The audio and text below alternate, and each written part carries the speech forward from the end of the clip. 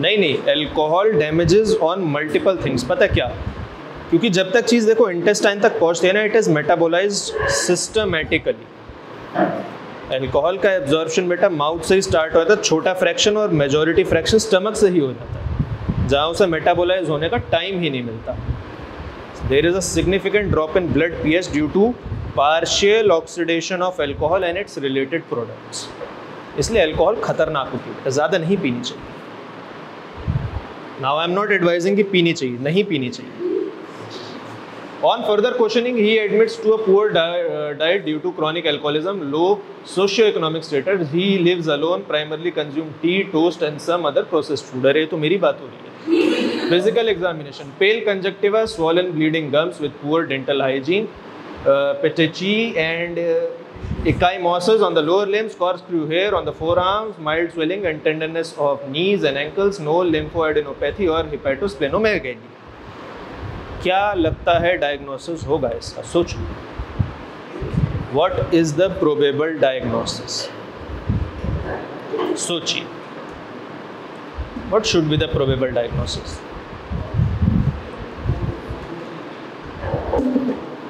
बेटा बहुत simple case है, मोस्ट सिंपल केस। क्या? कैसे पता चला?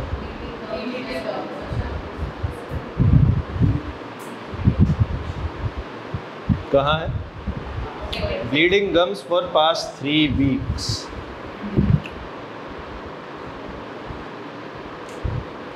Even along with this corkscrew hair on forearms।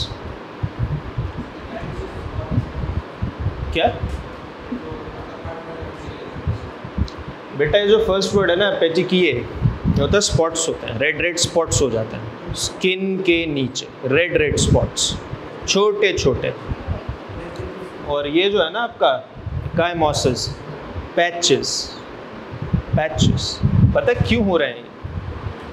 This along with this, ये थोड़ा सा टेक्निकल है बेटा, ये आपको इजी पड़ेगा। These are the cardinal symptoms of vitamin C deficiency led scurvy. Cardinal symptoms बेटा, खाली ब्लीडिंग गम्स मत देखो, there can be other reasons also. Until and unless आपको बिल्कुल एक प्रॉपर वो मिल रहा है, जैसे पेंटोथेनिक एसिड में होता है बेटा, पेंटोथेनिक एसिड में बर्निंग फूड सिंड्रोम, वो एक ही काफ़ी है। यहाँ पे try to conjugated with 2 to 3 more symptoms. ये क्यों हो रहा है पता है? Because there is internal bleeding due to vitamin C deficiency, इसीलिए वो पैचेस पड़ते जा रहे हैं बेटा। वो पैचेस किसी और चीज़ के नहीं है, ब्लड के हैं। ओके, नाउ लैब इन्वेस्टिगेशंस देखता है बेटा। हीमोग्लोबिन कितना है? नॉर्मल कितना होता है? 14 to 16 ग्राम पर DL मेल्स में और 13 to 15 फीमेल्स में। MCV बेटा 92 femtoliter, ज़्यादा है ये। WBC count normal, platelets normal. ESR, what is ESR? Sedimentation में, ठीक है। PTINR नॉर्मल है। सीरम विटामिन C लो। बेटा जब हमें ये चीज़ मिलती है ना, कार्डिनल सिम्टम्स, जैसे हम किसी चीज़ को सस्पेक्ट करते हैं, जैसे कि आपने बताया bleeding gums, which is correct. लिखो बेटा, ऐसे लिखो, फोटो मत खींचो, इसको लिखो। फिर आपको ये दोनों मिलते हैं और कॉर्कस्क्रू हेयर मिलते हैं। इससे आपको कार्डिनल सिम्टम से एक सस्पेक्शन पता चलता है कि अब हमें बाकी सब चीज़ें इग्नोर करके इस फील्ड की तरफ थोड़ा काम करना है। इसलिए देखो हमने यहाँ पे विटामिन सी का इमीडिएट एस्टिमेशन दिया। इनका विटामिन सी एस्टिमेट करो कितना है, ये देखो लो 3 माइक्रोमोल पर लीटर बेटा। इसकी रेफरेंस रेंज मैंने दे रखी है। देखो MCV हमने बहुत बार बात की है, ठीक है। MCV की रेंज अब आपको याद हो जानी चाहिए, इसलिए हटा दी है। लेकिन vitamin see it is still new, अभी उसको देख लो। तो what is the most likely diagnosis? Most likely diagnosis is scurvy. क्या है? स्कर्वी। स्कर्वी की स्टोरी पता है? Does anyone is aware of story of scurvy? किसी को नाम पता है? जेम्स लिंड, नाम सुना है? He is known as father of clinical trials. He was a physician in Royal Navy, the British Navy. समंदर में क्या होता था बेटा, जो सी फूड होता है, it is very deficit in vitamin C. Vitamin C. अब जो सेलर्स होते हैं बेटा, उनका एक सेट स्टॉक के बाद तो उन्हें वही मछली पकड़ के वही खाना है। And I am talking about 400-500 years ago, ठीक है। उस टाइम पे बेटा जो दूसरी नेवल ऑफिसर्स होते थे, नेवीज होती थी, उनके स्कर्वी के कारण उनकी मौत होने लग जाती थी। तो इन फिजिशियन साहब ने कहा कि आप विटामिन सी के सप्लीमेंट्स अपनी नेवी के जहाज़ों में रखिए, and the results were ecstatic. कोई मौत नहीं हुई स्कर्वी से, समझ आई बात। इसीलिए the British ruled the seas, it was one of the major reason. There was no loss of scurvy, no loss from scurvy, ठीक है। चलो आगे देखते हैं, what is the pathophysiology of vitamin C deficiency. Vitamin C ascorbic acid is essential for collagen synthesis. आप लोगों को पता है hydroxylation, vitamin C is required in the hydroxylation step. It acts as cofactor for prolyl and lysyl hydroxylase that stabilizes collagen. Stabilizes collagen. बेटा gums में bleeding, internal bleeding इसलिए हो रही है क्योंकि कोलेजन प्रॉपर नहीं बना है, कोलेजन प्रॉपर नहीं बना है, ओके। देन एंटीऑक्सीडेंट फंक्शन, कैसा फंक्शन आप लोगों को पता है बेटा, vitamin C is a very strong antioxidant. और दूसरे मेजर एंटीऑक्सीडेंट कौन सा, क्या क्या कोई डाउट है बेटा? Vitamin C acts as a strong antioxidant. Along with vitamin C what are the other strong और माइल्ड एंटीऑक्सीडेंट? बेटा vitamin E strongest, vitamin C भी बहुत अच्छा है। Vitamin A it is a mild और एंटीऑक्सीडेंट, ठीक है। Even vitamin K to some extent बहुत माइल्ड एंटीऑक्सीडेंट होता है। देन आयरन एब्जॉर्प्शन, बेटा याद होना चाहिए आपको, विटामिन सी आयरन एब्जॉर्प्शन में कैसे काम करता है? फेरिक को फेरस में कन्वर्ट करके, by converting ferric ion into ferrous ions, into ferrous ions. क्योंकि आप लोगों को पता है बेटा, डाइट में जो भी आयरन जाता है that is majority in ferric form, majority in ferric form. लेकिन बेटा जितना भी आयरन एब्जॉर्ब होता है that is in ferrous form, in ferrous form. Immune function, कौन सा फंक्शन? Immune function. मैंने आप लोगों को बताया था बेटा, याद है? मैक्रोफेजेस, न्यूट्रोफिल्स, याद है? They are integral part of our immune system, ठीक। How do they act? Foreign pathogen या कोई बैक्टीरिया है, कॉम्प्लीमेंट सिस्टम तो होता है बेटा जो अपना अलग काम करता है, लेकिन they act by generating a large amount of free radicals, by generating large amount of macrophages और monocytes, ये सब होते हैं बेटा, बहुत ज़्यादा न्यूट्रोफिल्स वगैरह, बहुत ज़्यादा फ्री रेडिकल। जैसे कोई बैक्टीरिया देखा, उस पर जाके अटैच हो गए and they start generating a large amount of free radicals. और फ्री रेडिकल कैसे जनरेट हो रहे हैं बेटा? फेंटन्स रिएक्शन से। किससे? याद आया फेंटन्स रिएक्शन? वहाँ पे आयरन को रिड्यूस करने में बेटा यहाँ विटामिन सी लग रहा है, इसलिए इम्यून सिस्टम पे भी फर्क डाल रहा है। मेरा ध्यान दो, ठीक है बेटा, मन नहीं है मत लिखो, समझो बस, ठीक है। इफ देर आर 10 की concepts, I do not expect anyone to get all 10 of them, at least get 2 to 3 of them, so you have a very strong foundation, okay.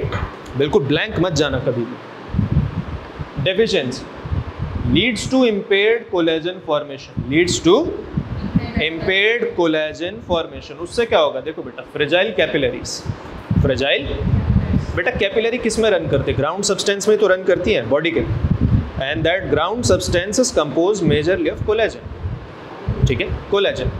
अब बेटा वो कोलेजन ही अगर वीक है तो कैपिलरी इधर उधर डिस्टॉर्ट होंगी, टूट जाएंगी, जिससे धीरे धीरे इंटरनल ब्लीडिंग होगी। बेटा वो ब्लड वहीं कलेक्ट होता रहेगा और निशान पड़ जाएगा। Those purple pink red patches appears like that.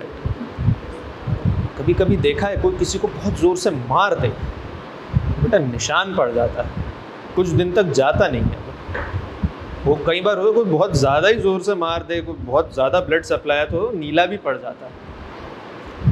Now you know the reason. उसमें विटामिन सी डेफिशिएंसी नहीं है, but due to damage of capillaries, इसलिए वहाँ पे इंटरनल ब्लीडिंग होने लग जाती है।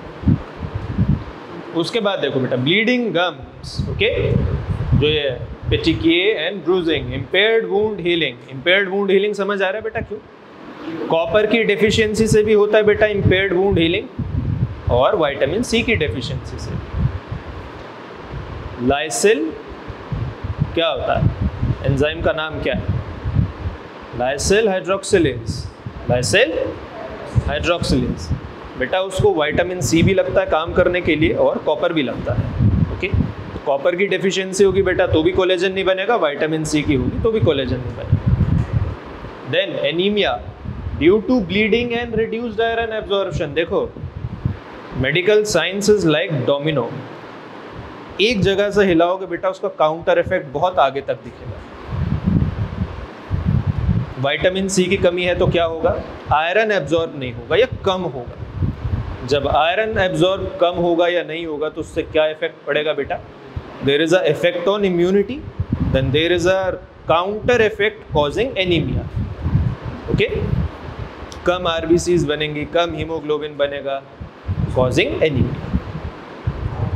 Now what clinical feature are typical of scurvy, ये देखते चलो। अर्ली सिम्टम्स बेटा fatigue, irritability and malaise. Later sign swollen bleeding gums, petechiae, ecchymosis, perifollicular hemorrhages, corkscrew hair, poor wound healing, joint pain due to bleeding into joints। बेटा ये देखो joints में pen भी हो रहा है, there is pain in the joints also due to bleeding into the joints, bleeding into the joints। जहाँ joint है बेटा उसको भी तो blood supply चाहिए, and that blood supply is not done by any major artery or vein। And में क्या होता है? कैपिलरीज ही बचती हैं बिल्कुल एंड में। That capillaries breaks and internal bleeding start leading to blood accumulation into joints causing pain. जैसे alkaptonuria में हम एल्केप्टोन बॉडीज बेटा जमा हो जाती थी ना जॉइंट में, कार्टिलेजेस में, जिससे पेन होता था और माइल्ड आर्थराइटिस जैसे सिम्टम्स आते थे। यहाँ पे बेटा ब्लड जमा हो रहा है, blood is getting seeped into those joint. Anaemia, ठीक है, एनीमिया। उसके बाद in children bone pain, pseudo paralysis, scorbutic rosary. Children वाला छोड़ दो, इतना वो नहीं है। आप 2-3 मेजर कार्डिनल सिम्टम्स हैं वो याद रखिए बेटा, swollen bleeding gums, corkscrew hair, poor wound healing and anaemia. And anaemia याद रखना बेटा, कॉपर डेफिशिएंसी में एनीमिया इतनी जल्दी इंड्यूस नहीं होता, but in vitamin C deficiency anaemia is immediately induced. क्योंकि कॉपर का बेटा आयरन के एब्जॉर्प्शन से कोई फर्क नहीं पड़ेगा, कॉपर अपना अलग देखता है, आयरन अपना अलग देखता है। लेकिन अगर विटामिन सी की डेफिशिएंसी है तो बेटा there is a immediate effect on iron metabolism, iron absorption, as a result causing anaemia. Okay, ज़्यादा हार्ड और उसमें टर्म्स में जाने की बेटा कोई ज़रूरत नहीं है। जितना बेसिक पे रहोगे, जितना इजी रहोगे बेटा, अपनी लाइफ उतनी आसान रखोगे। क्योंकि देखो अगर एग्जामिनर आपसे पूछे that why anaemia is induced in vitamin C deficiency, तो आपको एक्सप्लेन करना बहुत आसानी रहेगी। You can immediately say ferric ions in diet are not reduced to ferrous ions, hence they are not being absorbed causing anaemia. और iron की deficiency से आपको पता कौन सा होता है? Microcytic hypochromic anaemia. चलिए, what population are at risk for vitamin C deficiency? किन लोगों में विटामिन सी की कमी होती है, का रिस्क है, होती है या रिस्क है? बेटा एक होता है होना, एक होता है being at risk of that. Like जैसे हम पढ़ते हैं आयोडीन डेफिशिएंसी हम में से किसी को भी हो सकती है, किसी को भी। लेकिन जो लोग पहाड़ों में रहते हैं they are at a higher risk of iodine deficiency. Okay, इसीलिए देखते हैं यहाँ पे विटामिन सी की डेफिशिएंसी पे कौन कौन सा? Elderly individuals with poor diet, elderly individuals with poor diet, then alcoholics, those who consume a lot of alcohol, then people with eating disorders। okay, people with eating disorders क्या होना चाहिए? सोचो, हम लोगों को है अभी शाम को बाहर जाके institutionalized or mentally ill patients। now patients with malabsorption syndromes, this is important बेटा, patients with malabsorption syndrome. इसका मैंने एक एग्जांपल दिया था आपको, वन वाज सीलिएक डिजीज। याद आया? Coeliac disease, what was happening in coeliac disease? बेटा जो इंटेस्टाइनल विलाई होती है, जो आपको सरफेस एरिया से बढ़ा के रखती है, that gets damaged due to auto immunity, due to, अब बेटा वो सीधा फ्लैट हो गया, पहले ऐसा होता था, बहुत सरफेस एरिया ज़्यादा होता था, अब वो बिल्कुल ऐसा फ्लैट हो गया। Smokers due to increase oxidative stress, जो लोग बहुत ज़्यादा स्मोकिंग करते हैं बेटा उनमें फ्री रेडिकल ज़्यादा जनरेट होता है, they generate a lot of free radicals smoking से। अब बेटा जब ज़्यादा फ्री रेडिकल जनरेट हो रहे हैं तो उनको काउंटर करने के लिए ज़्यादा विटामिन सी यूटिलाइज हो रहा है बॉडी से, है ना, यानी कि विटामिन सी दूसरे काम में नहीं लग रहा, it is in process of capturing all those free radicals. Hence heavy smoker और chain smokers are at risk of developing vitamin C deficiency. And finally dialysis patient, कौन से? Dialysis patient. डायलिसिस पेशेंट्स में तो बेटा blood profile वैसी बिगड़ी रहती है, क्या कर, विटामिन सी भी बिगड़ना ही है। अंडरस्टूड? ये इंपॉर्टेंट है बेटा। मैल एब्जॉर्प्शन सिंड्रोम, इसमें आप कह सकते हैं सीलिएक डिजीज। कौन सा? Coeliac disease. Even you can even include bariatric surgery into this. Okay, now how is scurvy diagnose? बेटा स्कर्वी डायग्नोज कैसे करोगे? Primarily clinical suspicion based on dietary history and physical finding, confirmatory low plasma और leukocyte ascorbic acid level। सबसे पहले तो physical science ही हमको देखने पड़ेंगे। फिजिकल साइंस में क्या क्या था बेटा? जैसे पैचेस होते हैं, दो स्पॉट्स होते हैं, bleeding gums, anaemia, all these are physical science बेटा। इनसे स्कर्वी का सस्पेक्शन या बहुत हद तक डायग्नोसिस पॉसिबल है। Second, vitamin C level estimation, ठीक है, एस्कॉर्बिक एसिड का एस्टिमेशन स्ट्रेट अवे, अगर वो कम है तो स्कर्वी कंफर्म हो जाएगी।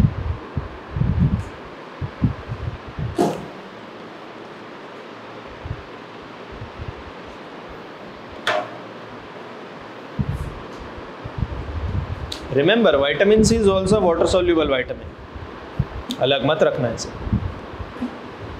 हाँ, विटामिन सी भी बेटा वाटर सोल्यूबल होता है, याद रखना है।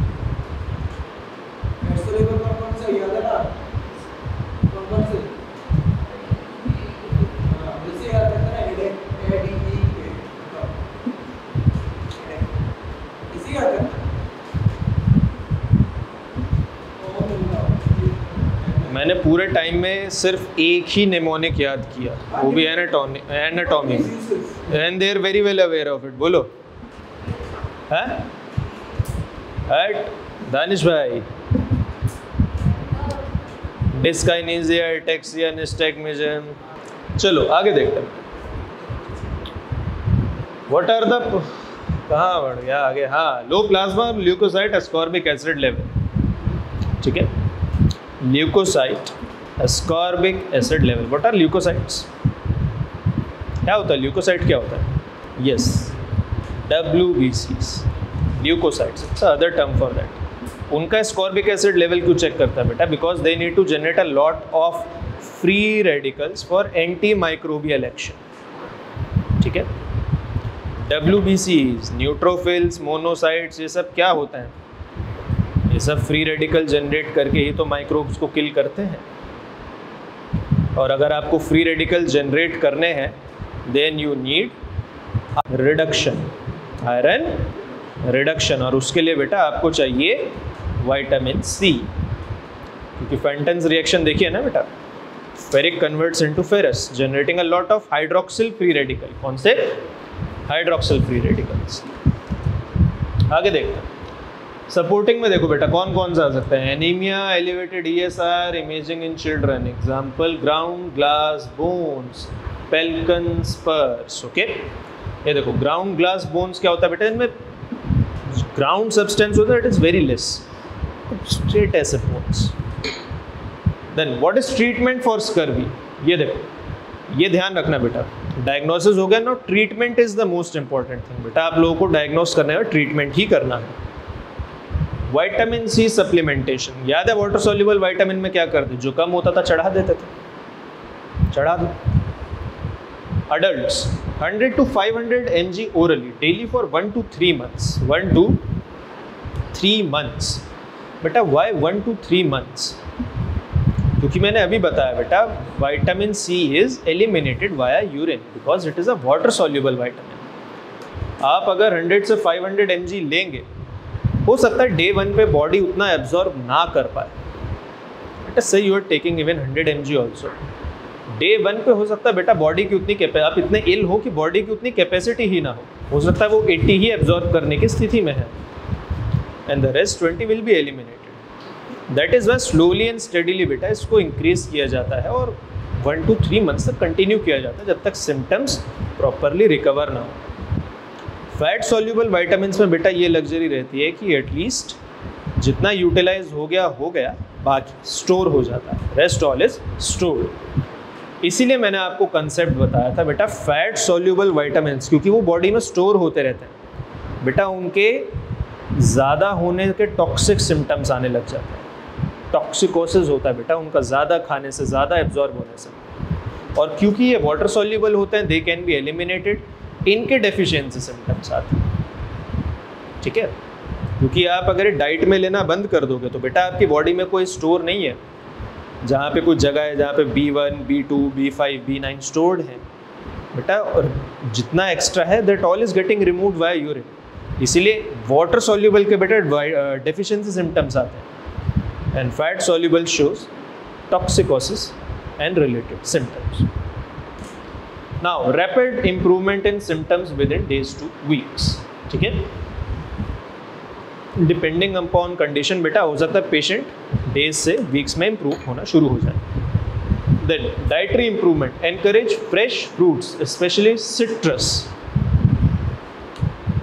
एग्जाम्पल क्या, और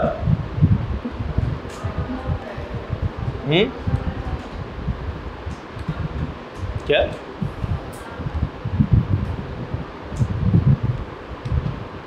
vegetables like broccoli and peppers, okay.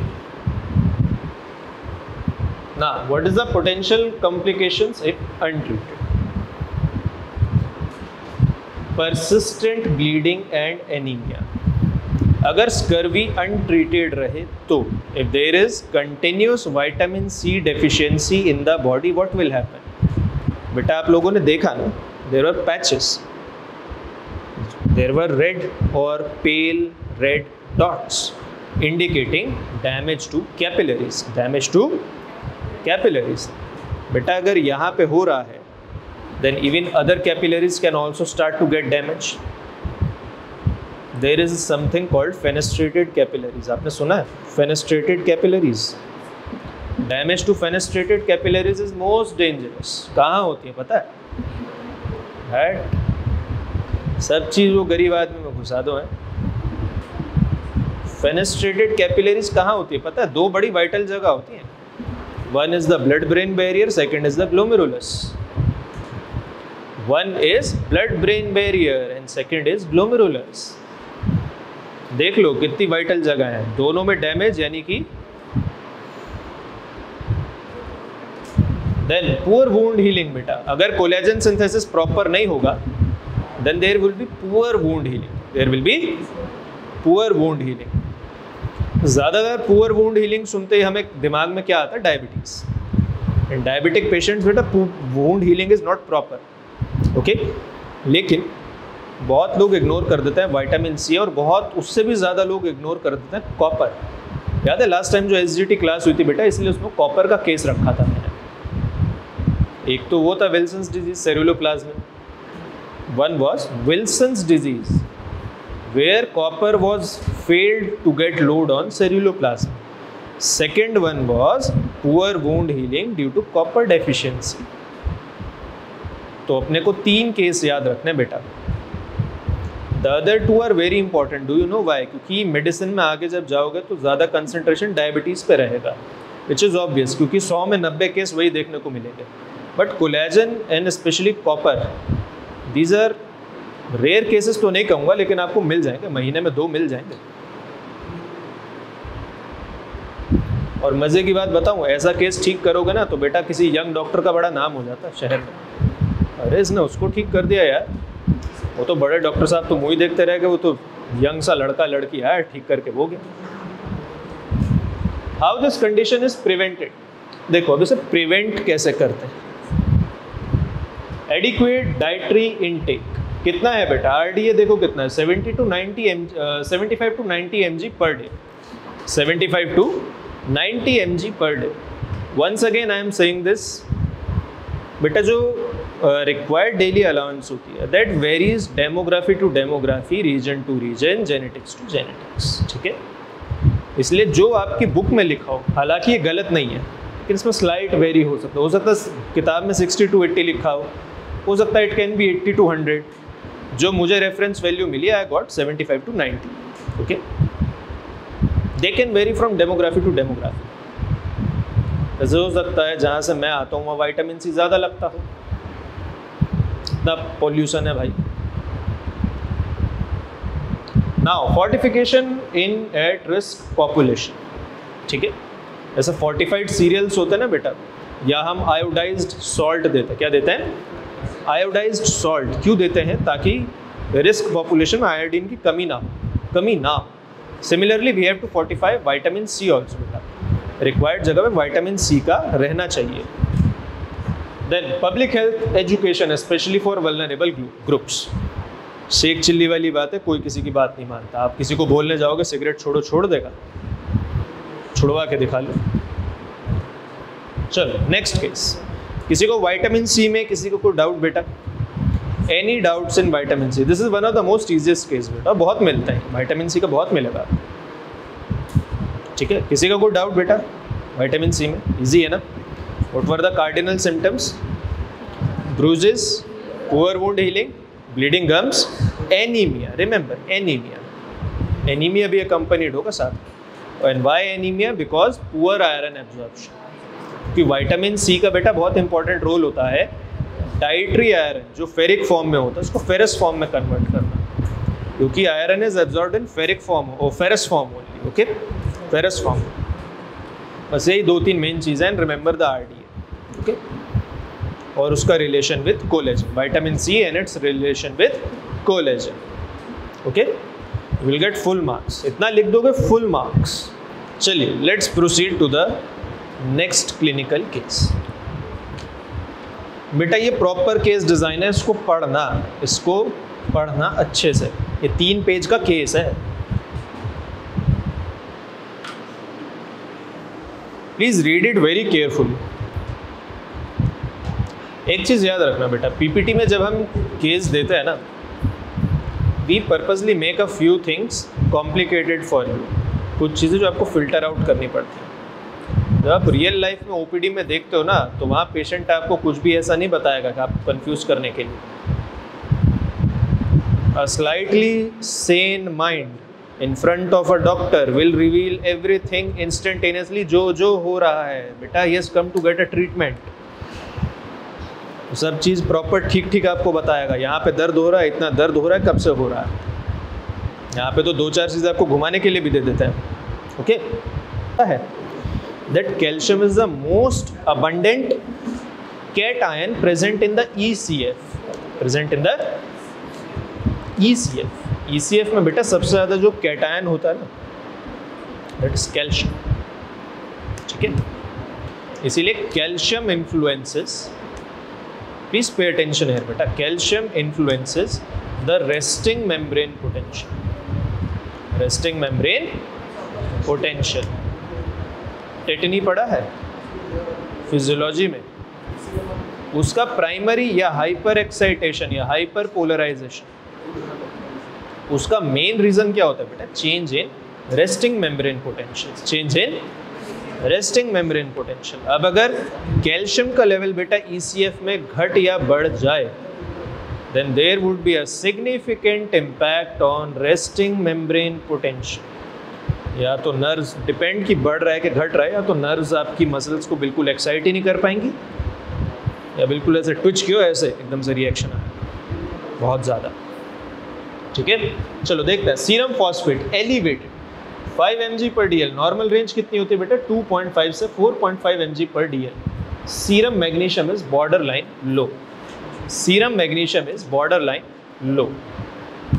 Then parathyroid hormone inappropriately low due to previous thyroidectomy with potential parathyroid injury। Now thyroidectomy क्यों होती है, किसी को आइडिया है? इसका मीनिंग क्या होता है पता है? थायराइड ग्लैंड की सर्जरी है, उसे काट देना। क्यों? क्या?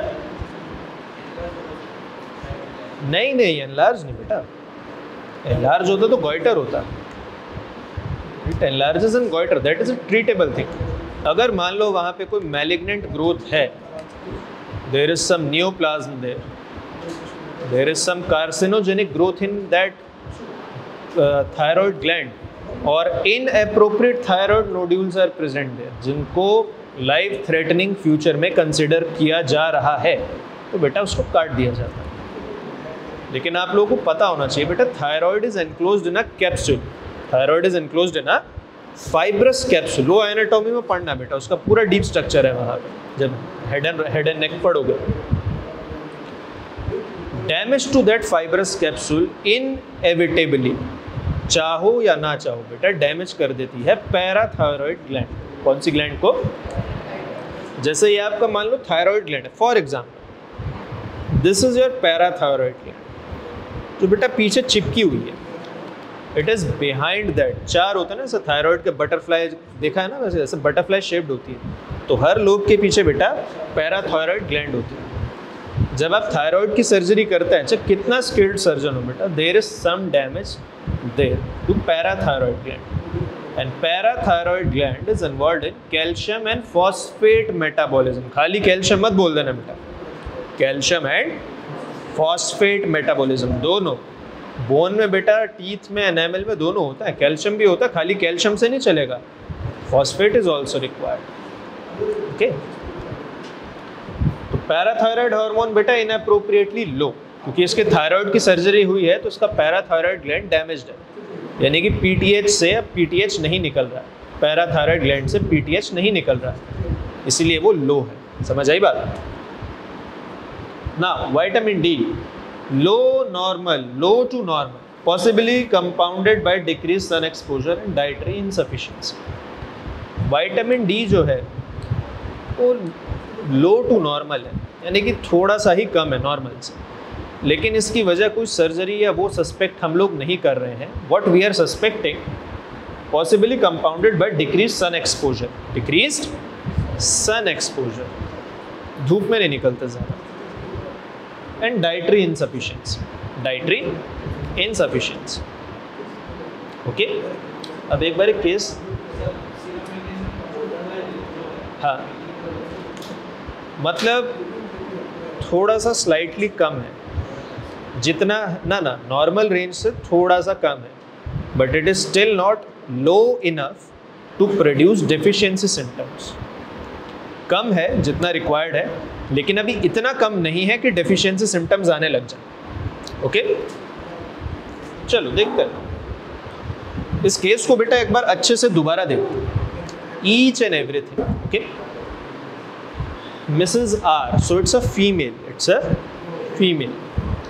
Mrs. R presents with complaints of muscle cramp, tingling around the mouth and hands, and episodic muscle spasm for past 3 weeks. Okay, किसी को कोई डाउट इसमें?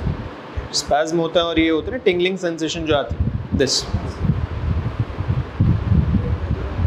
She also report difficulty with concentration and anxiety. She can't concentrate and she's a bit anxious.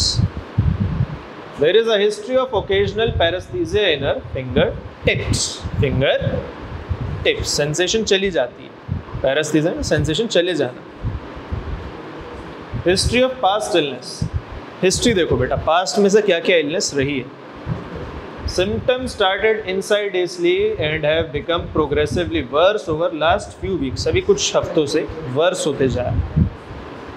Episodes of tetany are especially noted when she is anxious or when her arms are extended for prolonged periods. ऐसा। अब तो मुझे नहीं पता, पर पहले schools में से पीटी कराते थे, तो उसमें कोई ना कोई गिरना ही होता था, तब जाके वो ड्रिल रुकती थी। ठीक, मैंने तो पता है यार, कई बार तो क्या बहुत हो गया, गिर जा। She denies any recent changes in her diet.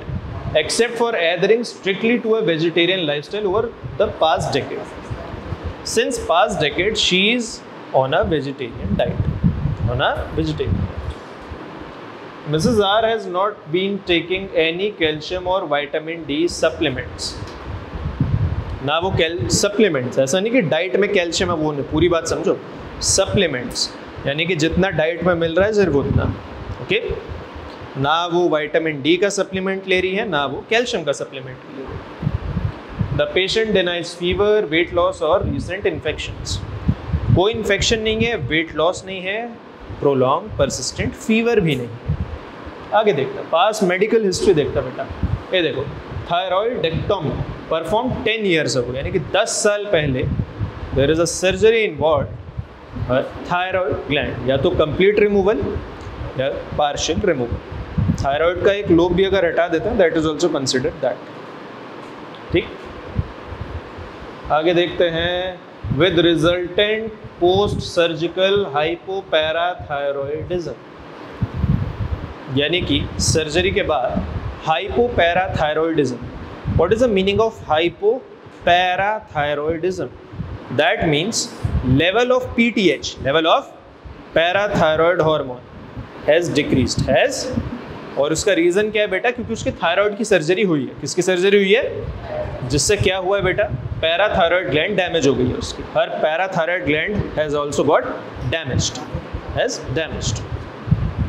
आगे देखो, diagnosed immediately after surgery, however she was not consistently followed up regarding parathyroid function over past several years। अब उसने ध्यान नहीं दिया इस चीज़ का कि मेरा PTH का लेवल कम है, she is ignorant about that।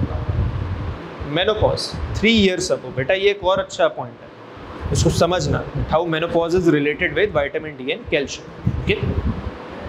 family and social history छोड़ दो, physical examination, vital signs within normal limits, ठीक है। वाइटल साइंस बेटा नॉर्मल है, जनरल अपीयरेंस छोड़ दो, न्यूरोमस्कुलर, ये देखो सारे साइंस यहाँ पे पॉजिटिव आ रहे हैं। ये एक एक चीज़ अभी आपको समझ नहीं आएगी, ये वहाँ जब एग्जामिनेशन आपका होगा, क्लिनिकल एग्जामिनेशन, वहाँ पे आ जाएगा आराम से। But remember that all these signs are positive. Lab reports आपने देखी, तो क्या डायग्नोसिस बन रहा है?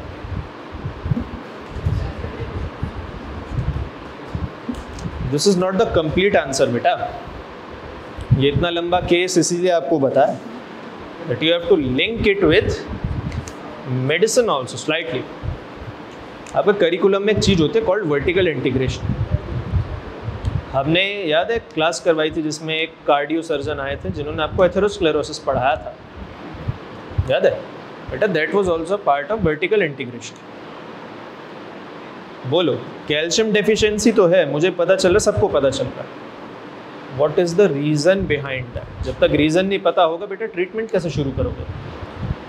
बुखार है, आपने ऐसा चेक करके देख लिया, थर्मोमीटर में देख लिया, जब तक बेटा उसकी वजह नहीं पता चलेगी ट्रीटमेंट कैसे करोगे? क्या पता वो सर्दी का बुखार है, डेंगू का बुखार है, दोनों का ट्रीटमेंट अलग होता बेटा। देखो पास मेडिकल हिस्ट्री देखो बेटा, आपको कुछ तो मिलेगा। Look for the past medical history. इतना तामझाम इसीलिए तो किया था मैंने।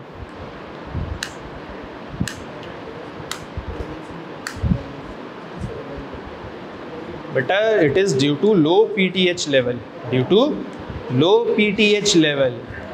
और लो पीटीएच लेवल क्यों है? Due to thyroidectomy, due to thyroidectomy. चलो देखो, describe the key clinical feature and physical sign that point towards hypocalcemia in this patient। what are the pathophysiological mechanism behind these signs? ध्यान से देखना बेटा, ज़्यादा tough नहीं है, but you have to understand it. और अभी यहाँ पे आप देखते हैं कि आपने फिजियोलॉजी कितनी पढ़ी है। लिखने से कुछ नहीं होगा बेटा, लिखने से कुछ नहीं होगा। Try to understand this thing, जब मैं कहूँ तब लिख लेना। क्लिनिकल फीचर देखो बेटा, न्यूरोमस्कुलर इरिटेबिलिटी। न्यूरोमस्कुलर, मैंने आपको बताया था ना what was the role of calcium in the ECF, influencing the action potential, influencing. अब जब बेटा एक्शन पोटेंशियल में चेंजेस आते हैं then there is a change in excitability of nerves, causing change in excitability of the muscles. इससे irritability आ रही है. देखो, neuromuscular irritability, symptoms such as peroneal tingling, acral paresthesias, tingling in the extremities, and muscle cramps are hallmarks of hypocalcemia. Since there is low calcium in ECF, it is changing or affecting the resting membrane potential. किसे change कर रहा है? Resting membrane potential. बेटा ये देखो, tetanian spasm, the presence of involuntary muscle spasm is common manifestation due to increased neuromuscular excitability. Increased neuromuscular excitability. आपको वो case पढ़ाया था जैसे हार्ट होता है,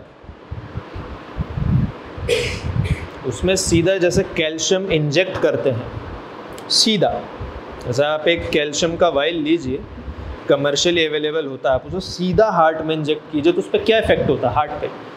डू यू नो दैट? एक होता है आप ड्रिप से थोड़ा थोड़ा कैल्शियम डालते हैं, you administer it to the patient, सीधा लगाएंगे तो क्या होगा? Directly into the heart. सोच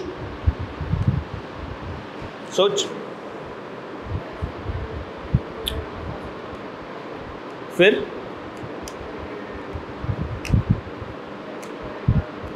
देखो, जिनका दिल बहुत मंद मंद धड़कता है ना, लाइफ थ्रेटनिंग स्टेज, उनमें कभी कभी ये ट्रीटमेंट दिया भी जाता है, लेकिन उसका लेवल बड़ा ठीक से आपको करना पड़ता है. पता है क्यों? सीधा कैल्शियम देते ही अगर वो लेवल थोड़ा सा भी ज़्यादा हुआ, वहीं रुक जाएगा हार्ट. कायदे से हार्ट कैसे पंप करता है? ऐसे, ठीक, वो ऐसे यहीं रुक जाएगा.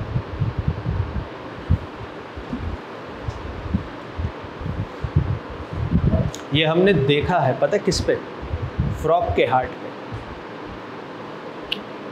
नीडल्स आती है. जैसे मैंने आपको शायद क्रोमेटोग्राफी के टाइम पे वो नीडल्स दिखाई थी ना, जिनसे वो एडमिनिस्टर किया जाता था.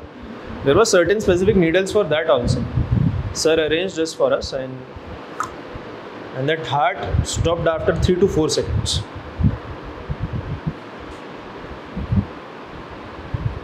आगे देखता बेटा. Neuropsychiatric symptoms, anxiety and difficulty concentrating can also be related to low calcium level affecting neuronal function. आगे देखते हैं. Physical sign, facial muscle twitching upon tapping facial nerve reflect neuromuscular irritation. ये भी समझ नहीं आएंगे, वहाँ आराम से फिजियोलॉजी में देखिएगा, पर ये दोनों साइंस आपके पॉजिटिव है, ठीक है.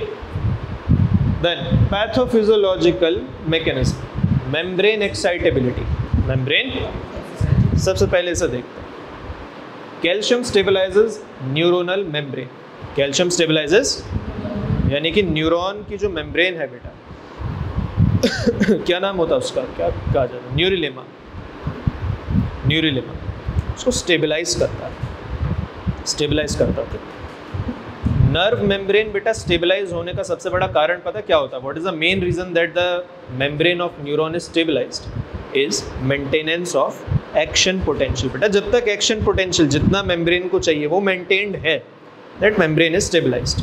मान लो प्रोलॉन्ग टाइम के लिए एक्शन पोटेंशियल डिस्टॉर्टेड है, बहुत ज़्यादा हो गया, बहुत ज़्यादा कम हो गया, membrane starts to break down.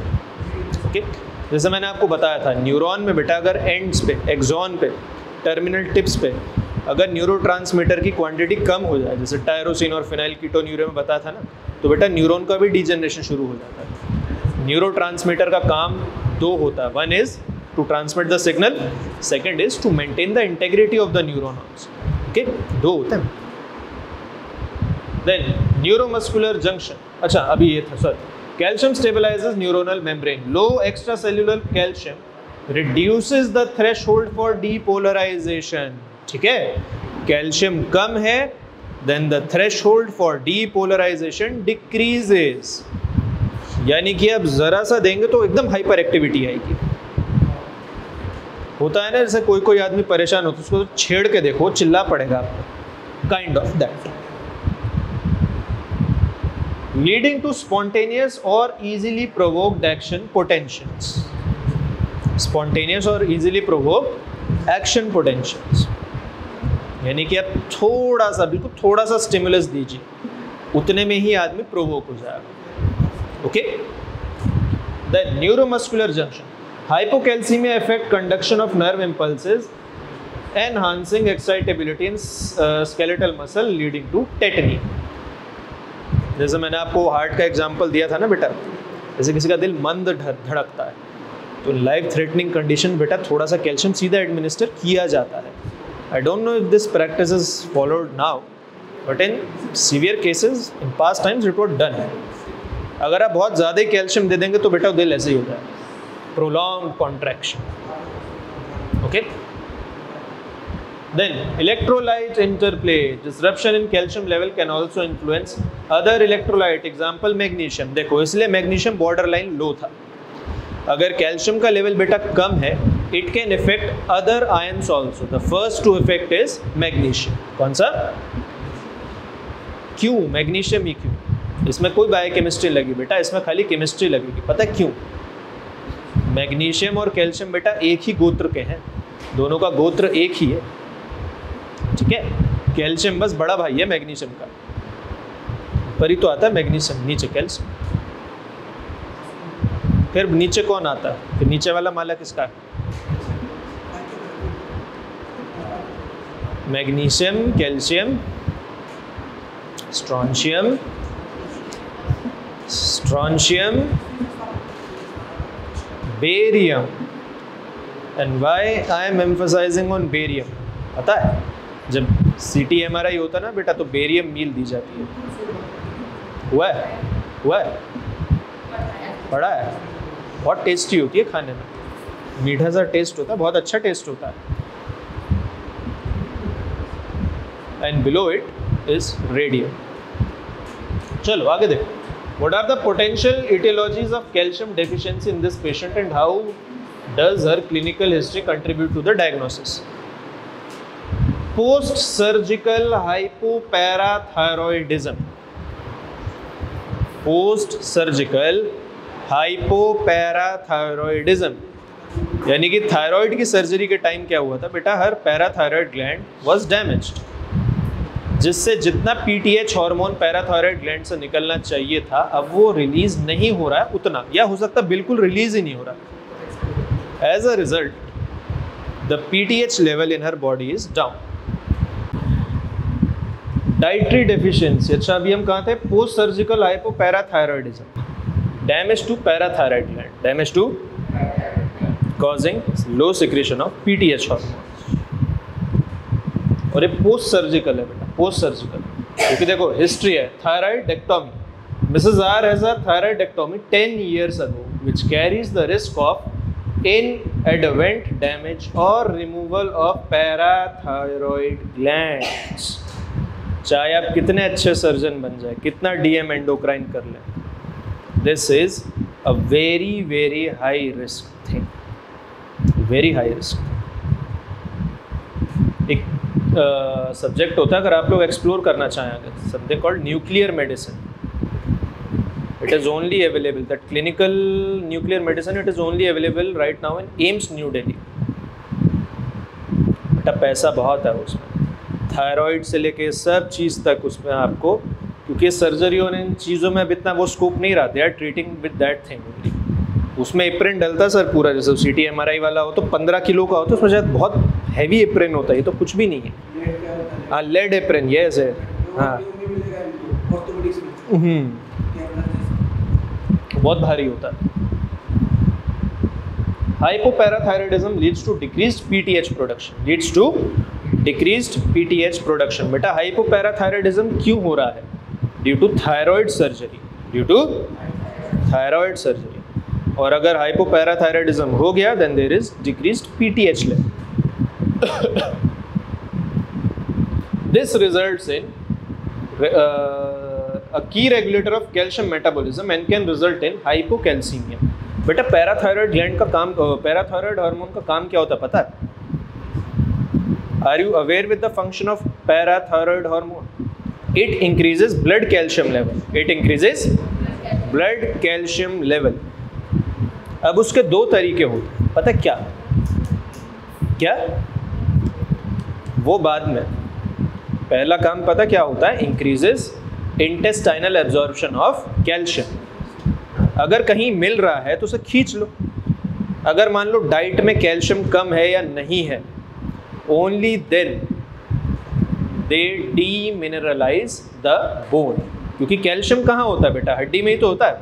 कहाँ होता है, दांत को क्यों नहीं डिसॉल्व करता, कॉमन सेंस लगा, कैल्शियम तो यहाँ भी बहुत है।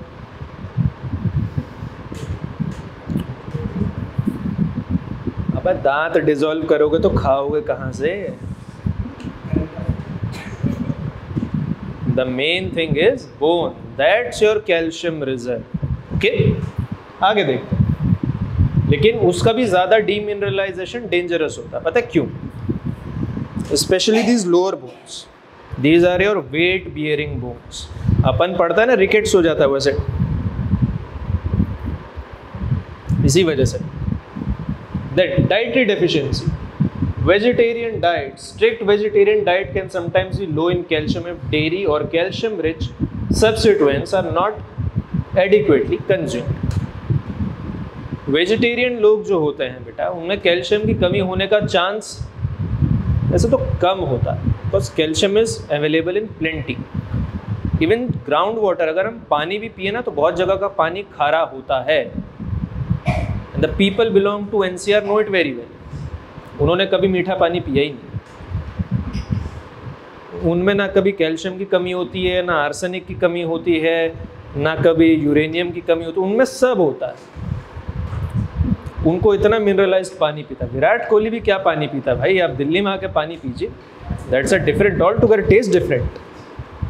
लेकिन अगर आप दूध नहीं पिएंगे, if there is low dairy और milk products in your diet, then there is a severe risk of developing calcium deficiency. मैंने आपको बताया था milk is a near perfect food of nature. Near perfect food, near perfect क्यों होता है बेटा? क्योंकि उसमें आयरन कंटेंट नहीं होता, there is no iron content.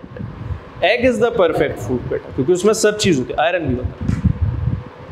Then vitamin D insufficiency, vitamin D भी बेटा इन्वॉल्व होता है।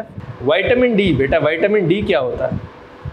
इसका काम होता है for reabsorption of calcium, reabsorption of and phosphate also. Remember, अगर विटामिन डी की इनसफिशिएंसी है, क्यों है? Limited sun exposure further contributes to low vitamin D level, impairing calcium absorption from gastrointestinal tract। यहाँ पे साइमल्टेनियसली दो चीज़ें हो रही हैं। पहला, डाइट में देर इज़ लो कैल्शियम। क्यों? क्योंकि बेटा डेयरी प्रोडक्ट्स नहीं है, there is low dairy products. दूसरा, विटामिन डी इनसफिशियंसी भी है, limited sun exposure further contributes low vitamin D level. अब इससे क्या होगा? Calcium is not reabsorb properly. अब जब कैल्शियम रीएब्जॉर्ब नहीं होता तो किसका रोल आ जाता है बेटा? पैराथायराइड ग्लैंड का। किसका? पैराथायराइड ग्लैंड का। And she suffering from post surgical hypoparathyroidism. Post surgical hypoparathyroidism. Diet में कैल्शियम है नहीं, हड्डी से कैल्शियम बॉडी निकालने में इनसफिशिएंट या इनकेपेबल है, क्योंकि पीटीएच नहीं रिलीज हो रहा। ओके, देन सेकेंडरी फैक्टर्स बेटा, ये इंपॉर्टेंट है। बताया था ना that she has her menopause 3 years ago। Post menopausal state, post menopause there is a increased risk of osteoporosis, okay, and calcium deficiency due to decreased estrogen level. इसका level? Estrogen level. However, in this case, the primary problem is more related to hypoparathyroidism rather than primary osteoporosis। ये भी एक reason है जो इसकी problem को बढ़ा रहा है, लेकिन ये मेन रीज़न नहीं है, क्योंकि बेटा she has gone through her menopause, इसीलिए her estrogen levels are now low। इससे इसकी समस्या जो ऑलरेडी प्रेजेंट है ना लो कैल्शियम की, वो बढ़ रही है, लेकिन ये मेन रीज़न नहीं है। What is the main reason? Hypoparathyroidism, hypoparathyroidism. और वो क्यों है? क्योंकि her parathyroid gland is damaged और removed due to thyroid surgery. Okay, ये मेन रीजन है। आगे देखते हैं, what specific laboratory investigation are critical for confirming the diagnosis of calcium deficiency and what do you expect result to be based on this case? पढ़ा जा रहा, ज़्यादा छोटा तो नहीं हो गया?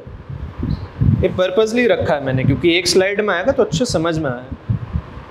की लैब इन्वेस्टिगेशन बेटा, सीरम कैल्शियम, अगर आपको सस्पेक्टेड है तो सबसे पहले सीरम कैल्शियम ही आप देखेंगे। सीरम फॉस्फेट बहुत लोग ये इग्नोर कर देते हैं, A lot of people ignore this, पर बेटा सीरम फॉस्फेट भी आपको देखना पड़ता है। Then parathyroid hormone expectation inappropriately low in context of hypocalcemia which support diagnosis of hypoparathyroidism। अगर मान लो आपने कैल्शियम का एस्टिमेशन लगा लिया, मान लो फॉस्फेट नहीं लगाया, कैल्शियम का लेवल कम आ रहा है, इस केस में बेटा कोई पास मेडिकल हिस्ट्री नहीं थी except for that thyroidectomy. Okay, now what you will suspect, her PTH might be low, तो आपने क्या दिया असेसमेंट, PTH का टेस्ट लगवाइए। और इससे हम क्या एक्सपेक्ट कर रहे हैं बेटा कि ये इनअप्रोप्रिएटली लो, जिससे हाइपोकैल्सीमिया हो रहा है।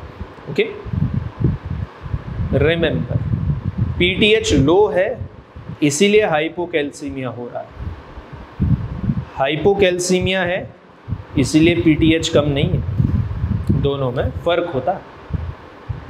ठीक है, समझे? पैराथायरॉयड हार्मोन का लेवल कम है बेटा इसीलिए हाइपोकैल्सीमिया हो रहा है। ये मत कह देना कि हाइपोकैल्सीमिया है इसीलिए PTH का लेवल कम है। ठीक है, बहुत लोग कंफ्यूज हो जाते हैं ऐसी छोटी छोटी बातों। Then serum magnesium expectation may be borderline और low as hypomagnesemia can both cause and exacerbate hypocalcemia. Okay, vitamin D level expectation low or normal, vitamin D लो और नॉर्मल क्यों हो सकता है, कौन बताएगा बेटा? विटामिन डी पता लो और नॉर्मल क्यों हो सकता है? Because it is a mainly a dietary concern.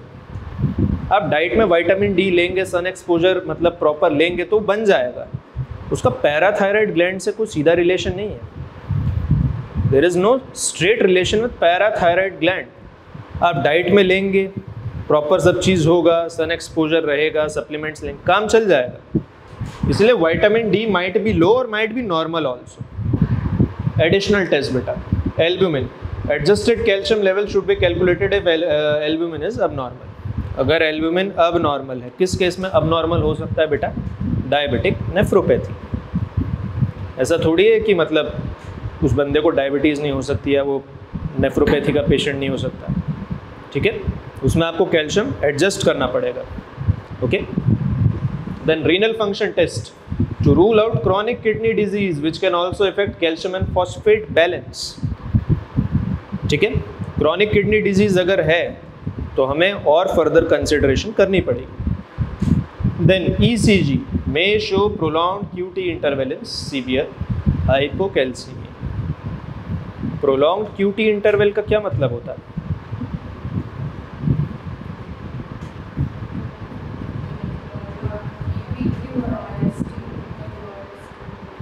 अरे उससे हो क्या रहा है? What is it signifying? What is the effect on action potential?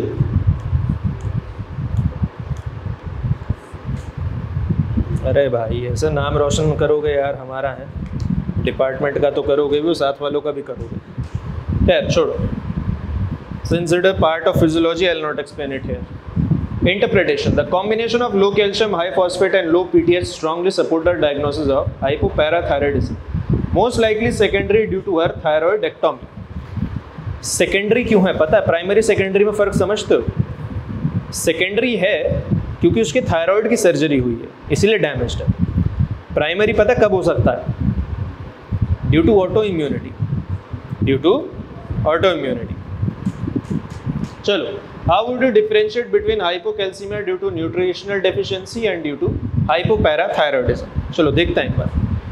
Differentiating between the two causes involve analyzing clinical history, lab result and understanding the underlying pathology, pathophysiology. Clinical history, सबसे पहले ये देखो बेटा, nutritional deficiency may be suggested by history of poor dietary intake, malabsorption, limited sun exposure और history of conditions such as celiac disease. Nutritional deficiency किन किन cases में हो सकती है? मान लो वो डाइट में उसका कैल्शियम का लेवल कम है, मान लो विटामिन डी पुअर एब्जॉर्प्शन है, सनलाइट में एक्सपोजर कम है, ठीक, सीलियक डिजीज, माल एब्जॉर्प्शन डिजीज, तो एब्जॉर्ब ही नहीं हो रहा, दैट इज डाइटरी और न्यूट्रिशनल डेफिशिएंसी. हाइपोपैराथायराइडिज्म कब होगा बेटा? दोनों का डिफरेंशियल डायग्नोसिस भी देखो. हाइपोपैराथायराइडिज्म कब होगा? Often has a history of neck surgery, history of neck surgery, auto immune disorder और genetic condition affecting parathyroid glands. Okay, यहां से ऊपर ना बेटा सारी सर्जरीज बहुत खतरनाक होती हैं, इंक्लूडिंग दांत की भी. दांत अगर गलत सलत कुछ उल्टा सीधा हो जाए ना, it can damage your entire facial nerve, all that trigeminal nerve, बहुत खतरनाक हो जाता, पता है.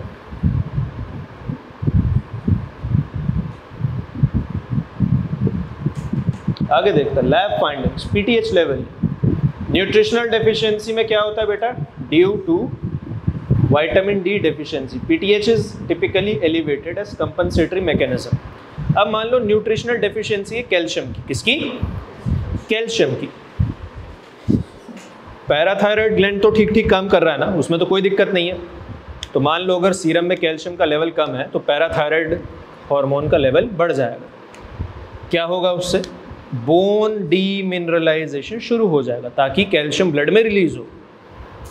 ठीक, वो तो न्यूट्रिशनल डेफिशिएंसी की बात है.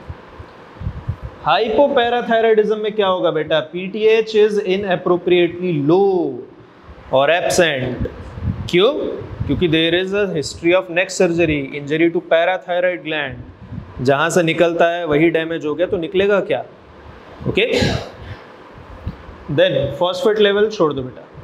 Calcium level, both condition will show low serum calcium but accompanying biochemical profile differentiates them. Vitamin D level, in nutritional deficiency vitamin D levels are typically low which may or may not be seen in post surgical hypoparathyroidism. Crux of the matter is nutritional deficiency में क्या होता है? What is seen in nutritional deficiency? Level of PTH, level of is elevated or at least normal. ठीक है, कम नहीं होगा. लेकिन हाइपोपैराथायरॉइडिज्म, hypo में पीटीएच का लेवल कम होगा या हो सकता है डिटेक्ट ही ना हो, इतना कम हो. ओके, कई बार होता है मशीन डिटेक्ट ही नहीं कर पाती. हाइपरथायरॉइड के जो केसेस होते हैं ना, हाइपरथायरॉइड के, उसमें T4 कई बार डिटेक्ट होता ही नहीं, इतना कम होता है. ओ सॉरी, हाइपर नहीं, hypothyroidism, hypothyroidism. Sometimes T4 isn't been detected. और हाइपरथायरॉइडिज्म में बेटा कई बार TSH डिटेक्ट नहीं होता. जो मशीन्स वगैरह हम लोग यूज़ करते थे, मेरे जाने से पहले दे चेंज्ड इट, तो उसमें फिर भी वो रेंज थोड़ी सी बड़ी थी, लेकिन फिर भी कई रिपोर्ट्स आ रही थी कि इतना कम TSH होता था वो डिटेक्ट ही नहीं होता था. जब बाहर जाकर काम करोगे ना बेटा तो बहुत सारी चीज़ें आदमी अपने एक्सपीरियंस से सीखता है. जैसे मैं आपको बहुत हार्ड एंड फास्ट बता देता है, ट्रांसपोर्ट मैक्सिमम होता है ना ग्लूकोज का, कितना होता है बेटा? 180 होता है. ठीक, कितना होता है? 180 mg/dl. 180 के ऊपर बेटा it starts coming in urine. मैंने अपने हाथ में रिपोर्ट देखी है बेटा, blood glucose is 220 fasting, 220 mg/dl, और फिर भी यूरिन में बेनेडिक्ट टेस्ट नेगेटिव है, नहीं आ रहा. थ्योरेटिकली इट इज 375 थ्योरेटिकली, लेकिन वो होता नहीं इतना. जब लैब में क्लिनिकल प्रैक्टिस में से जाते हो ना तो एक्चुअल में आपका सच से सामना होता है. ये पीपीटी पे पढ़ना बेटा सबसे आसान काम होता है, पता, क्योंकि आप लोग ग्रुप में हो, मैं हूँ, मैम है, सर हैं, सब लोग हैं, संभाल लेंगे बेटा. वहाँ दिक्कत आती है फिर बहुत. चलो लास्ट केस पे आता है बेटा. अरे वाह, पेशेंट का नाम भी है यहाँ तो. किसी के कोई रिलेटिव कुछ हो तो प्लीज़ माइंड मत करना. कल थक इतना गए थे जब टाइप कर ख़त्म करो। ठीक है, patient name is Mister Gupta. ठीक है, प्लीज पे अटेंशन है बेटा। Last case, 56 year old male. ठीक है, he is 56 year old male. Then occupation is retired school teacher. Chief complaint क्या है बेटा? Fatigue, muscle weakness and frequent urination for 3 weeks. क्या आया दिमाग में? ये लाइन पढ़ते ही बाकी सब भूल जाओ। क्या आया दिमाग में? सिर्फ यही लाइन पढ़ते। क्या? कैल्शियम डेफिशिएंसी का केस तो पिछला था। अरे ये देखो, fatigue, muscle weakness and frequent urination for 3 weeks, बाकी सब भूल जाओ। ये देख के क्या दिमाग में आ रहा है? Yes, diabetes. देन हिस्ट्री देखते हैं बेटा। History of past illness. Mr. Gupta reports increasing fatigue and generalized muscle weakness over past few weeks. He also mentioned increased thirst and urination. He denies vomiting but has experienced mild constipation. No recent travel infection or medication change. Mild hypertension well controlled with amlodipine. No history of renal disease, cancer or recent immobilization. ठीक है, अब आता है physical examination बेटा। Blood pressure देखो कितना है, कितना? अरे बीपी देख कितना है। इज इट नॉर्मल, एबनॉर्मल, क्या है? क्या?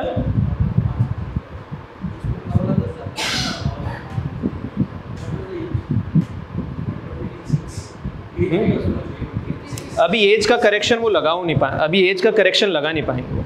Considering it says his age ना, इट इज नॉर्मल। टेक्निकली जो एज करेक्शन होता है ना, हाँ, it is normal for the age. जैसे अबव 50 लेट अस से ही इज 56 ना, 6 जोड़ दो, 150 तक कर सकते हैं। हाँ, 150 for him is normal. There is a process sir, वो होता है ना आर्टेरियोस्क्लेरोसिस। आपने एथेरोस्क्लेरोसिस पढ़ा होगा, ठीक है, एथेरोस्क्लेरोसिस पढ़ा। There is something called arteriosclerosis also. पता क्या होता है? That is hardening of blood vessels due to calcium deposition in that, and that is the chief reason of elevation in blood pressure with age. आप एक 80 साल के आदमी का ब्लड प्रेशर नापने जाओगे, अगर 120/80 मिला तो आप कहोगे नॉर्मल नहीं बाबू, ये तो कम है, आपका तो ज़्यादा होना, वो 150-160 आना चाहिए बेटा। That is normal for that. सिखाएंगे मेडिसिन में, क्लिनिकल एक्सपीरियंस सब अपने आप आता है। एक दिन में डॉक्टर नहीं बनते बेटा, 5 साल में सब चीज़ टाइम के साथ आएगी। हार्ट रेट देखो बेटा, क्या है? क्या है? नॉर्मल है, हाई है, लो है, क्या है? इट इज़ एब्सोल्युटली नॉर्मल बेटा। Heart rate is absolutely normal. R, what is R? Respiratory rate. Respiratory rate बेटा, छोड़ो सर, छोड़ो, अभी नहीं, बाद में, अभी नहीं। रेस्पिरेटरी रेट कितना है देखो? इज इट नॉर्मल, हाई, क्या है? Normal. Temperature 98.6 degree Fahrenheit. The general appears tired, no signs of dehydration, neurological, mild proximal muscle weakness, no lymphoadenopathy, hepatosplenomegaly और bone tenderness। ये तो केस उलझता जा रहा है, कोई सुराग नहीं मिल रहा, सालू के कोई सुराग नहीं मिल रहा। अब देखो बेटा, लैब इन्वेस्टिगेशन की रिपोर्ट अब आई। हमें यहाँ पे अभी तक कोई physical sign conclusive, we still haven't got a conclusive physical sign. हालांकि our small mind is saying that it is a case of diabetes. लग रहा है कि डायबिटीज का केस है, लेकिन चलो अब लैब फाइंडिंग्स देखते हैं बेटा। कंप्लीट मिनरल प्रोफाइल आई इसकी, ठीक है, पढ़ो इसे और इसको लिखो आप लोग। ये इजी केस है बिकॉज मेजोरिटी ऑफ दैट ना was covered in that portion only. सबके यूनिट्स अलग अलग हैं बेटा, क्योंकि उनकी रेफरेंस रेंज अलग अलग होती है। देखो जैसा सीरम पीटीएच है ना, तो ये आपको mg पर dl में थोड़ी मिलेगा बेटा, ये तो पिकोग्राम में ही मिलेगा। जिस दिन mg पर dl में मिलने लग गया आपकी तो सारी हड्डियां घुल जाएंगी ना। बात ये होती है ना। फिर ये देखो सीरम एल्बुमिन 3.5 to 5। हाँ शुभजीत शेड्यूल देखो, किट लेके आओ। बिलिरुबिन ना रेडी है ना, ठीक है उसे रेडी रखना। वहाँ कल आके देखते हैं। फिर 3.5 to 5 है, देखो रेफरेंस रेंजेस 3.5 to 5 ग्राम पर डी है। बेटा ये भी मिलीग्राम में अगर एस्टिमेट नॉर्मल होने लग गया तो बॉडी ऐसे फूल जाएगी। And this is IU, international units पर लीटर, IU। आप लोगों को AST ALT में पढ़ाया था ना बेटा, there is something called IU, international units. हर लैब अपना अलग स्टैंडर्ड सेट ना करे, इसलिए कुछ पैरामीटर्स के लिए इंटरनेशनल यूनिट्स, उनका यूनिट ही अलग कर देते हैं। डन बेटा। डायग्नोसिस कुछ बना, कुछ देख के। Serum calcium I think it is elevated. मैंने अभी पैरामीटर्स पढ़े नहीं, मैं भी देखता हूँ एक बार। Yes, serum calcium is elevated, serum phosphate is normal, serum PTH is elevated. अगर सीरम PTH एलिवेटेड है तो आपको पता होना चाहिए सीरम कैल्शियम क्यों एलिवेट हो रहा है। Why serum calcium is getting elevated? Because that elevated serum PTH is dissolving the bone, and I should say that ground matrix जिसमें कैल्शियम डिपॉजिट होता है ताकि ब्लड में कैल्शियम का लेवल बढ़े। लेकिन यहाँ पे कुछ तो गलत हो रहा है, क्योंकि देखो ये ज़रूरत से ज़्यादा ही बढ़ रहा है। It is going beyond the reference range, beyond the tolerable limit. Vitamin D देखो बेटा, विटामिन डी तो नॉर्मल है, क्रिएटिनिन भी बेटा नॉर्मल है, एल्कलाइन फॉस्फेटेज माइल्डली एलिवेटेड। हालांकि इतना माइंड एलिवेशन पे भी अपन क्लिनिकल उसमें कंसिडर नहीं करते, अभी चलता है, बहुत आराम से चलता है। कोई मुझे बता सकता है बेटा यहाँ पे क्रिएटिनिन क्यों एस्टिमेट हो रहा है? क्रिएटिनिन इज गेटिंग एस्टिमेटेड, पता है कौन इसका एक्सप्लेनेशन दे सकता है? Why creatinine is getting estimated here? ये देखो बेटा, क्रिएटिनिन के ऊपर क्या है? Vitamin D, PTH, phosphate, albumin, calcium. कहाँ किसकी तरफ इशारा हो रहा है? Elevated calcium levels can induce kidney stones effecting creatinine levels. इसीलिए बेटा क्रिएटिनिन एस्टिमेट हो रहा है रीनल फंक्शन चेक करने के लिए। Is there is damage to kidney और नॉट? ठीक है, तो ध्यान रखा करो इन सब चीज़ों का। अरे मसल वीकनेस होता तो हम और 500 पैरामीटर अलग लगाते हैं उसे। मसल वीकनेस होते जैसे डिस्ट्रोफी वगैरह, तो उसमें क्या होता, क्या रिलीज होता? मायाग्लोबिन, फ्री मायाग्लोबिन चेक करते नहीं करते? तो सबसे इजी पैरामीटर होता। चलो देखते हैं आगे, biochemical interpretation and discussion. Most likely diagnosis क्या है? Primary hyperparathyroidism. Primary hyperparathyroidism, इसका केसेस रेयर ही होता है वैसे। Cases of this thing is rare, okay. लेकिन मिल जाए ट्रीट करने को तो आप उसी बड़े हॉस्पिटल चेन में काम करोगे, वहाँ मिल जाते हैं। और अगर नहीं मिलते तो एटलीस्ट कोई ना कोई आपसे एक सेकंड ओपिनियन ना कुछ लेने तो आता ही आता है। फोर्टिस मेदांता बहुत मिलता है, अपोलो बहुत मिलता है। Elevated serum calcium, low to normal phosphate, elevated parathyroid hormone. क्या साइन होता है बेटा? Primary hyperparathyroidism. और ये प्राइमरी है बेटा, लास्ट वाले केस में क्या था याद है? Secondary. It was secondary. Secondary क्यों था? क्योंकि बॉडी ने खुद इंड्यूस नहीं किया था एंटीबॉडी वगैरह से या किसी इडियोपैथिक कारण से, वो सर्जरी की वजह से था। यहाँ लगता है बॉडी ने खुद ही इंड्यूस कर लिया। Now, what are the possible causes of hypercalcemia? PTH dependent, primary hyperparathyroidism, adenoma, hyperplasia, carcinoma. That gland enlarges. उसमें कुछ और एडिशनल ग्रोथ हो रही है जिससे बेटा ज़्यादा PTH हार्मोन निकल रहा है। There must be cancerous growth in that. Okay? आगे देखते हैं। Tertiary hyperparathyroidism, usually in CKG. लिख लो, इंपॉर्टेंट है, this point is very important. Chronic kidney disease होता है बेटा, उसमें इंड्यूस हो सकता है। क्यों इंड्यूस हो सकता है पता है? क्रॉनिक किडनी डिजीज में बेटा मिनरल्स का बहुत तेजी से लॉस होता है। A lot of minerals are lost in kidney due to damaged reabsorption mechanism. ठीक, उनमें से एक कैल्शियम भी होगा। क्या होगा? कैल्शियम भी होगा। अब जब यूरिन में कैल्शियम का लॉस होता जा रहा है तो बेटा ब्लड में तो लेवल गिरेगा, उसको मेंटेन तो करना है ना हमें, तो बॉडी और ज़्यादा जोर लगाती है और ज़्यादा पीटीएच रिलीज करती है, और ज़्यादा, so that more of the bone is dissolved and more of the calcium is reabsorbed back in the body. इसलिए जिनको क्रॉनिक किडनी डिजीज होता है वो लोग भी बेटा हाइपर पैराथायराइडिज्म डेवलप कर सकते हैं, ठीक है। और एक टर्शरी है बेटा, ओके, ना किसी सर्जरी या मेडिकेशन इंड्यूस्ड है, ना बॉडी ने खुद जनरेट किया है ऑटो इम्यूनिटी से, ये किसी दूसरी पैथोलॉजी के रिस्पॉन्स में आ गया। जैसे क्रॉनिक किडनी डिजीज में कैल्शियम लॉस हो रहा है तो बेटा उसको रिकवर करने के लिए अब सिक्रीशन ज़्यादा हो रहा है, that is why it is tertiary. Now PTH independent बेटा, पीटीएच इंडिपेंडेंट यानी कि पीटीएच के अलावा कहाँ कहाँ कैल्शियम का लेवल बढ़ सकता है ब्लड में। मैलिग्नेंसी, ये देखो PTH RP mediated bone metastasis, ठीक है। Then vitamin D intoxication, vitamin D is a fat soluble vitamin, कौन सा, इसीलिए ज़्यादा लेने से इंटॉक्सिकेशन हो जाती है, मैंने बताया था ना इनिशियली। फैट सॉल्यूबल में बेटा इंटॉक्सिकेशन होती है क्योंकि एक्सेसिव हो जाते हैं, वाटर सॉल्यूबल में बेटा डेफिशिएंसी होती है क्योंकि वो एक्सक्रीट हो जाते हैं। आप बहुत रेयरली सुनेंगे कि उनको विटामिन B3 की पॉइजनिंग होगी ज़्यादा लेने से, बहुत रेयर होता है, शायद सुनने को ही नहीं मिलेगा।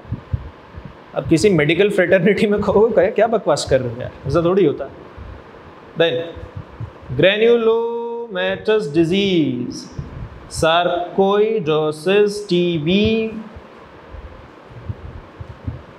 this is increased 1-alpha hydroxylase activity, okay, that up arrow and 1-alpha, okay, it is 1-alpha hydroxylase activity।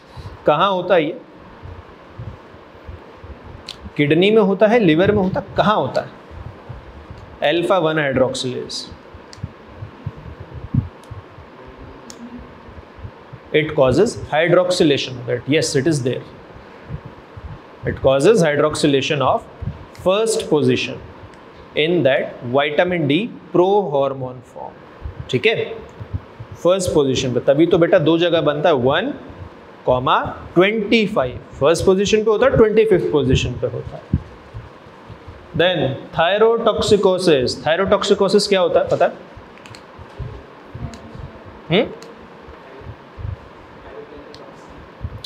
नहीं, थायरोटॉक्सिकोसिस को आप कह सकते हैं damage to thyroid gland due to antibodies, that is also an explanation. कुछ लोग hyperthyroidism को भी थायरोटॉक्सिकोसिस लिखते हैं, which is also partially correct, to some extent it is also correct. Drug induced और medicine induced damage to thyroid gland is also termed as thyrotoxicosis, ठीक है, it is a broad term, सब चीज ठीक है। थायआज़ाइड डाईयूरेटिक्स, जो लोग डाईयूरेटिक्स लेते हैं ना बेटा, थायआज़ाइड डाईयूरेटिक्स, even they are also at a risk of developing hypercalcemia